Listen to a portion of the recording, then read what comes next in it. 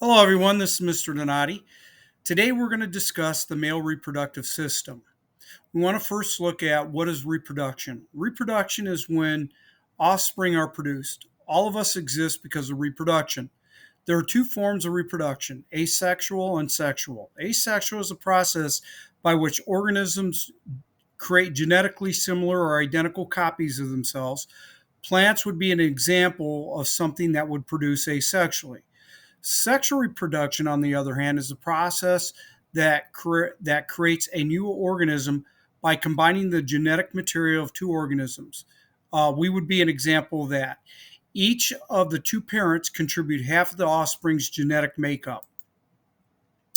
We now want to look at the male reproductive organs. Some of the male reproductive organs are located outside the body, are called the genitals. The male's genitals are the penis and the scrotum. The scrotum is a pouch behind the penis and contains the testes. The penis, like other organisms, grow during puberty. Sperm, the male sex cell, are made inside the testicles, are also called testes. When the scrotum is exposed to cold air or cold water, the muscle will draw the testicles close to the body. In warm environments, the scrotum hangs loosely because the warmth relaxes the muscle in the scrotum. This keeps the temperature at a level needed for sperm development. The sperm must stay in an environment about 3 degrees cooler than the core temperature we offer. And that shows you that basically how precise the temperature needs to be in order for the sperm to develop. Now we want to turn and look at the male parts of the male reproductive system.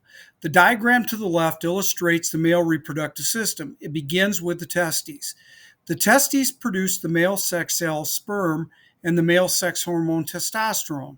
The sperm cell is the smallest cell in the human body. It will need the protection of the fluid by other parts of the male reproductive system to make sure it can survive the journey to the female egg.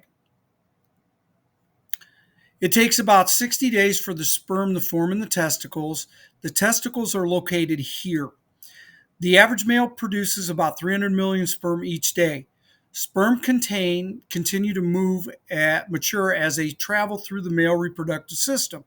Sperm production begins at puberty and goes on throughout a male's lifetime. The sperm move to the epididymis, which is located here, and basically this is the area that stores the cell for either 14 hours to 10 days. Um, After the sperm have been in the epididymis, they become mature enough to fertilize an egg. So when we talk about adolescence and going through puberty, pretty much there's a lot of key factors that happen, but one of the ways you could define what puberty is it's the ability now to reproduce. It just takes one sperm to fertilize a woman's egg. Keep in mind, though, for each sperm that reaches the egg, there are millions that don't. On average, each time a man ejaculates, they release nearly 100 million sperm.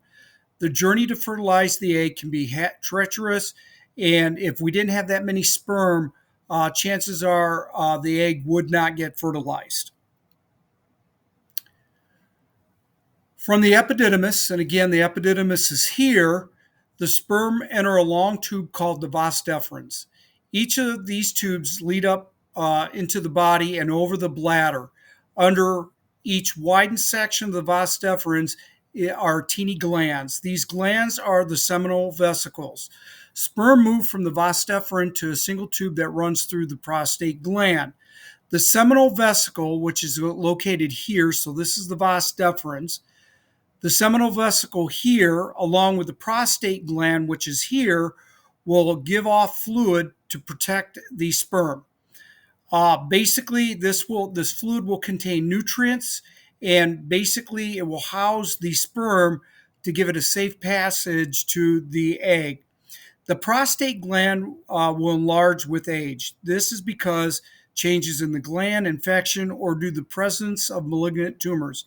Prostate cancer is a common cancer in men over 50, and 1 in 41 men diagnosed with prostate cancer will die. From the prostate, the sperm leave the body through the penis via the urethra. Both urine and semen leave the body through the urethra, but not at the same time. Urine is stored in the bladder, which is located up in this area. It also closes the connection between the urethra and the bladder when semen enters the urethra. The urine is very acidic and can kill the sperm. This means a man cannot ejaculate or urinate at the same time. The Copper's gland are pea-sized glands near the prostate gland in the male reproductive system. The Copper's gland secrete secretions neutralize traces of the acidic urine in the urethra. Again, this will help protect the sperm. We want to now look real quick at some of the problems with the male reproductive system. An inguinal hernia is a separation of tissue that allows part of the intestine to push through the abdomen wall near the top of the scrotum. Surgery is usually necessary to repair the opening in the muscle wall. Sterility. This is the inability to reproduce. Sterility can result from the environmental hazards, including exposure to X-rays and other radiation, toxic chemicals, and lead, hormonal imbalance, certain medicines, and the use of drugs, including anabolic steroids, can damage sperm. Some diseases, including STDs and mumps, contracted as an adult can also result in sterility. Testicular torsion. The spermatic cord becomes twisted around the testicles, blocking blood flow, is cut off to the testicles. Pain and swelling or tenderness. Immediate treatment is necessary, usually surgery.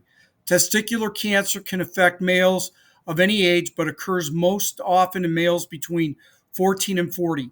A monthly testicular self-exam is recommended by the American Cancer Society. Males should be prompted to seek health care if they notice any warning signs such as a painless lump or swelling in either testicle, or pain or discomfort in a testicle or in the scrotum. With early detection, most testicular cancer is treatable through surgery, radiation therapy, or chemotherapy.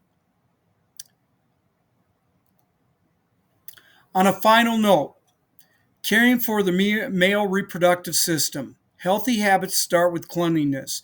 It is important to thoroughly clean the external organs, the penis and the scrotum, daily, preferably during a shower or bath.